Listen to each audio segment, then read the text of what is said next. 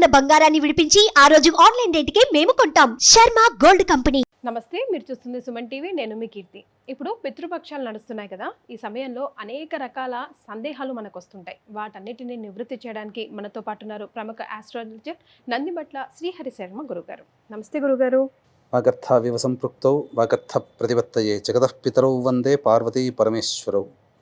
సదాశివసమారంభాం శంకరాచార్య మధ్యమాం అస్మదాచార్య పర్యంతం వందే గురు పరంపరాం. ఆదిత్యాయ చ సోమాయ మంగళాయ బుధాయ చ గురుశుక్రశనిభ్యశ్చ రాహవే కేతవే నమః.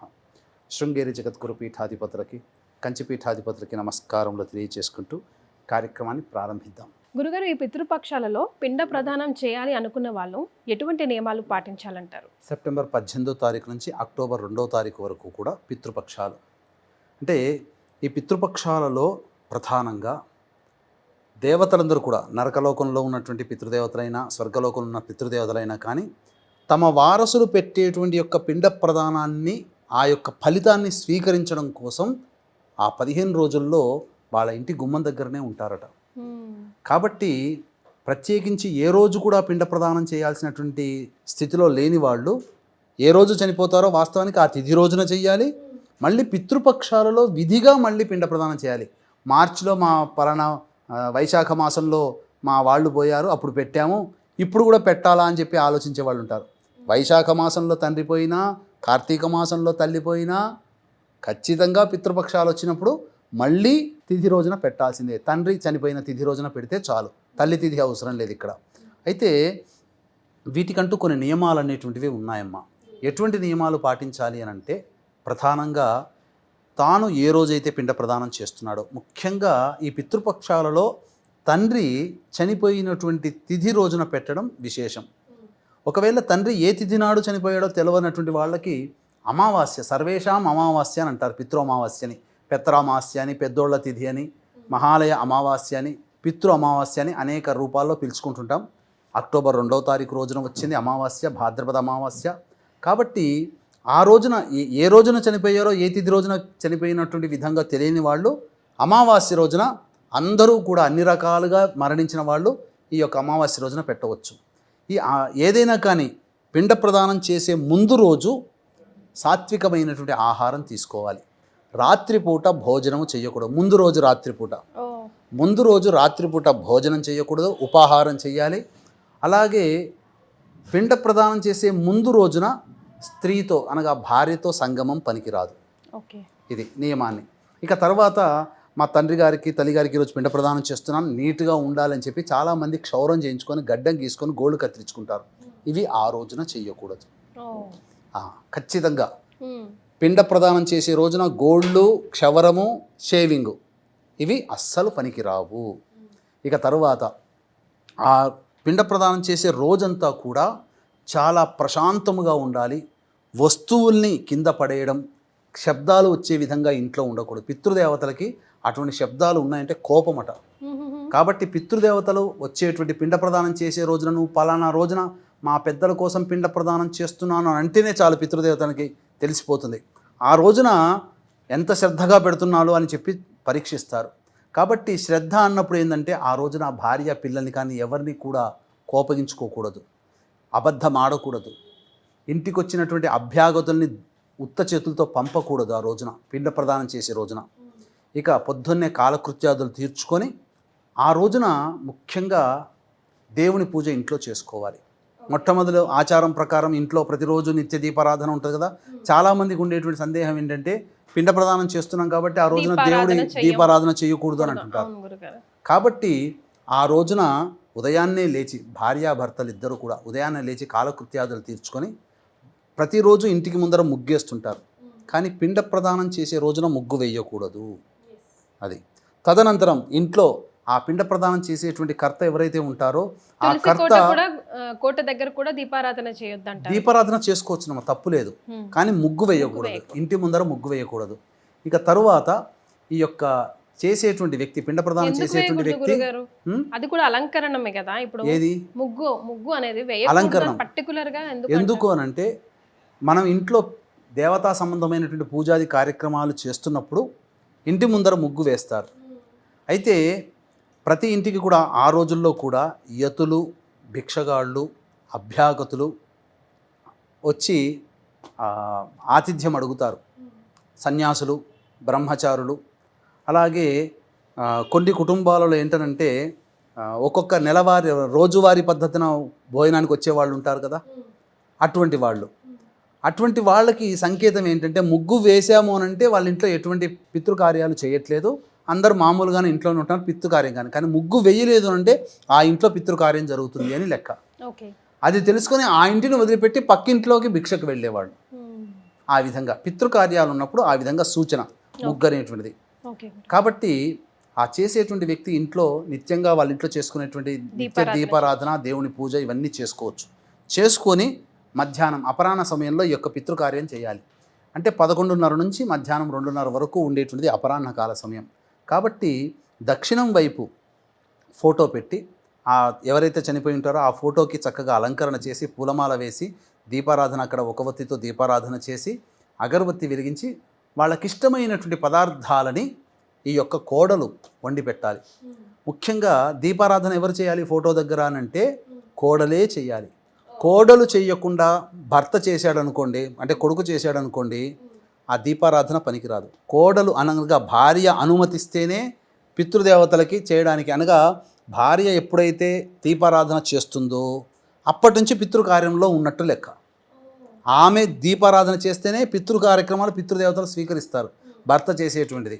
కాబట్టి ఆమె మొదలుగా పితృకార్యం చేయాలి. ఇప్పుడు సామూహికంగా అంటే జాయింట్ ఫ్యామిలీస్ అందరూ లేకపోతే ఒక వంశకులందరూ ఒక దగ్గర చేస్తారు కదా, అప్పుడు ఎవరు వెలిగించాలి దీపం? ఇంట్లో పెద్ద కోడలు ఎవరుంటే వాళ్ళు. తర్వాత ఆ కోడలు అనేటువంటి అమ్మాయి ఏకవస్త్రము కట్టుకోవాలి. తర్వాత కుంకుమ ధరించకూడదు ఆ రోజున. ఈ యొక్క వ్యక్తి కూడాను బొట్లు పెట్టుకోకూడదు, విభూతి గంధాలు బొట్లు పెట్టుకోకూడదు. విభూతి పెట్టుకోవచ్చు, విభూతి పెట్టుకొని పితృకార్యం చేయాలి.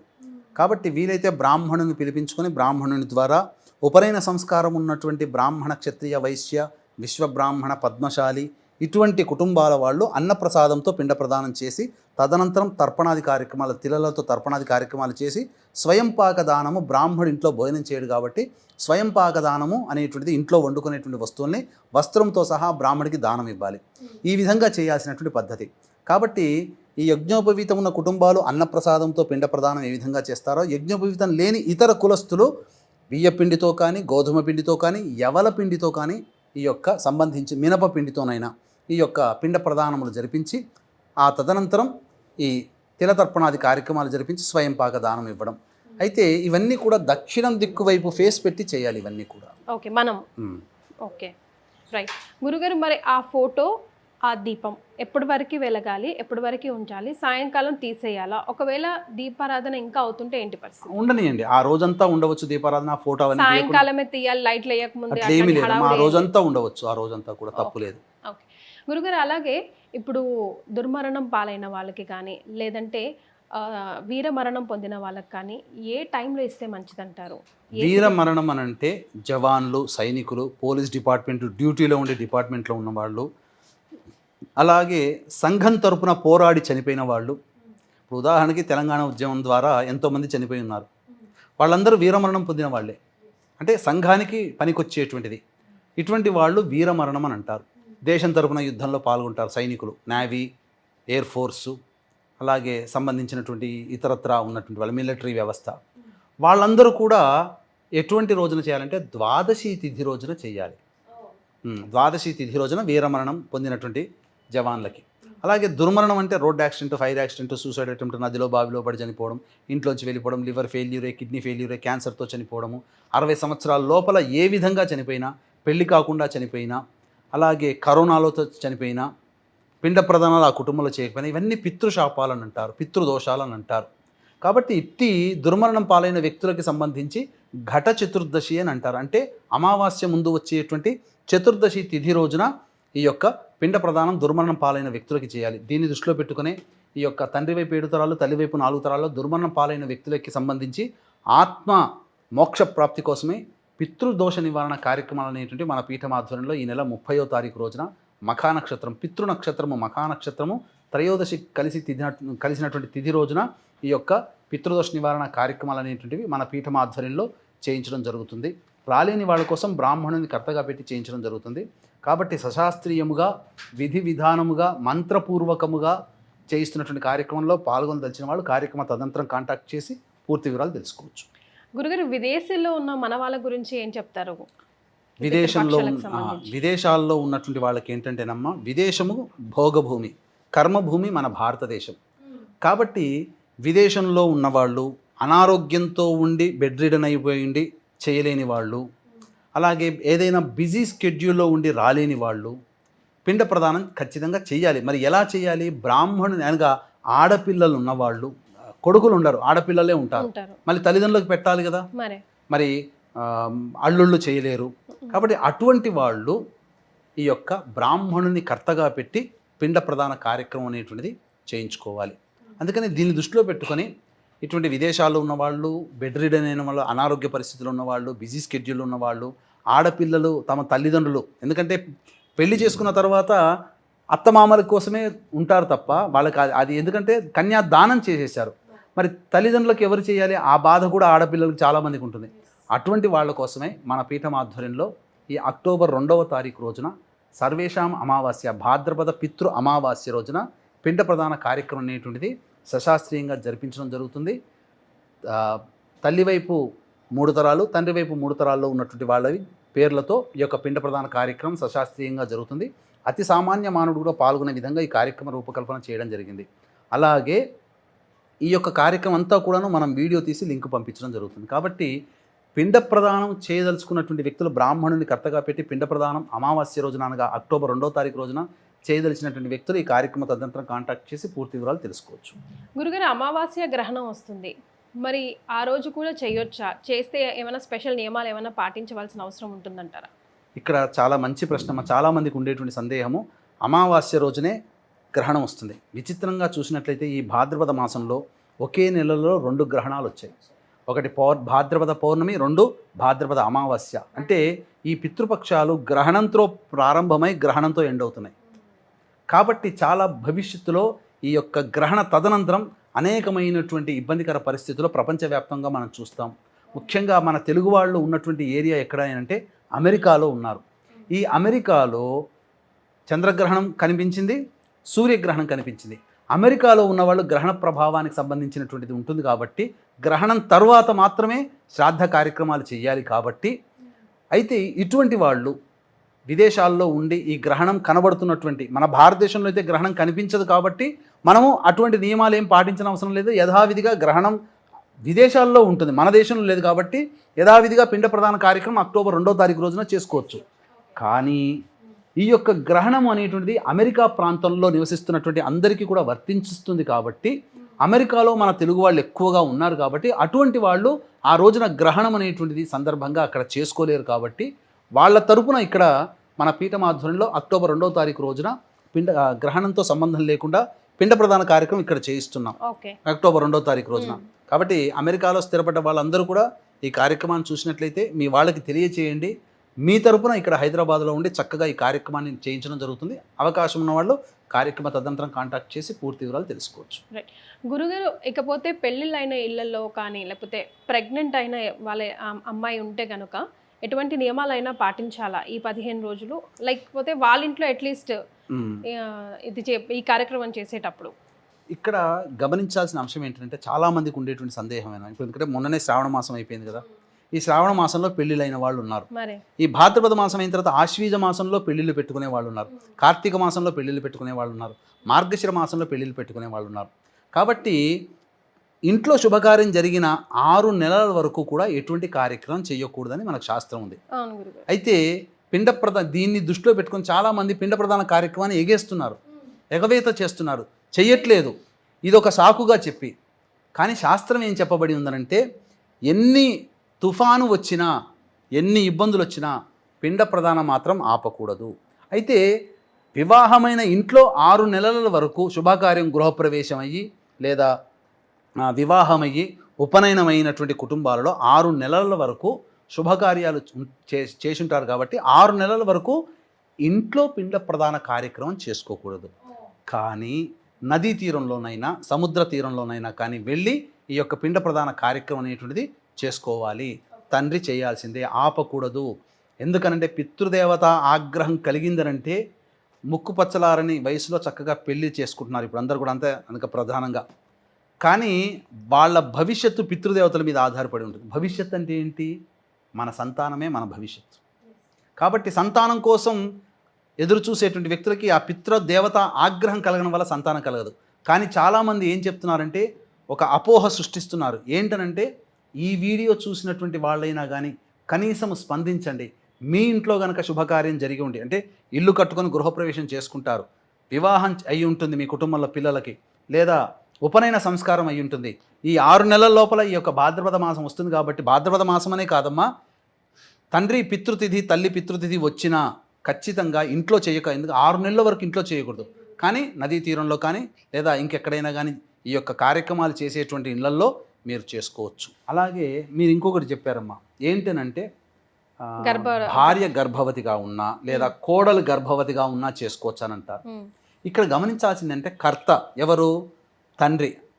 తండ్రికి కొడుకుంటాడు, వివాహం అవుతుంది, భార్య గర్భవతి ఉంది అనుకో, భార్య కాదు కదా, భార్య భర్త కర్త అవుతాడు, భార్య భర్తకి సంబంధం లేదు కదా. తండ్రి ఉన్నప్పుడు తండ్రి అనేటువంటిది ఇక్కడ మనకు ప్రామాణికం కాబట్టి చేసుకోవచ్చు. గర్భవతి భార్య గర్భవతి అయితే భర్త చేయకూడదు తప్ప, కోడలు గర్భవతిగా ఉంటే సంబంధం లేదు. ఎందుకంటే చేసే వ్యక్తి వేరు కాబట్టి ఆయన మాత్రమే అర్హుడు. ఇంకా పితృ కార్యక్రమాలు చేస్తే పితృదేవతల అనుగ్రహం వల్ల చక్కటి శుభలక్షణాలు కలిగినటువంటి కోడలు గర్భవతిగా ఉంటే చక్కటి శుభలక్షణాలు కలిగినటువంటి వ్యక్తి జన్మిస్తారమ్మా. కాబట్టి అయితే గర్భవతిగా ఇప్పుడు తండ్రి ఉండడు, భార్య గర్భవతిగా ఉంటుంది. మరి అటువంటి సందర్భంలో ఎలా అని అంటే అప్పుడు చెయ్యకూడదు. భర్తే కర్త అవుతాడు కాబట్టి చెయ్యకూడదు. అంటే ఎటువంటి సందర్భంలో చేయకూడదు? కొన్ని ఆచారాల ప్రకారం ప్రాంతీయ ఆచారాన్ని బట్టి 5వ నెల రాగానే పురిటి సూతకం ప్రారంభమవుతుంది.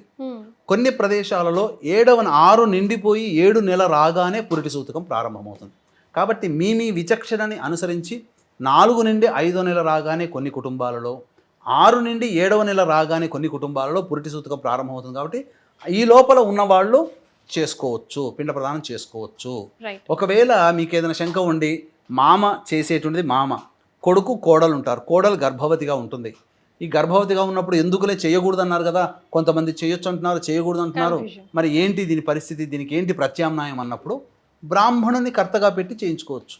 అది ఎలాగో అక్టోబర్ 2వ తారీఖు రోజున మన పీఠం ఆధ్వర్యంలో బ్రాహ్మణుని కర్తగా పెట్టి చేయిస్తున్నాం కాబట్టి చక్కగా సశాస్త్రీయంగా చేయించుకోవచ్చు. గురుగారు అసలు ఎక్కడ చేస్తే శ్రేష్టం అంటారు? అంటే ఇంట్లోనా, నది తీరాన్నా అట్లా?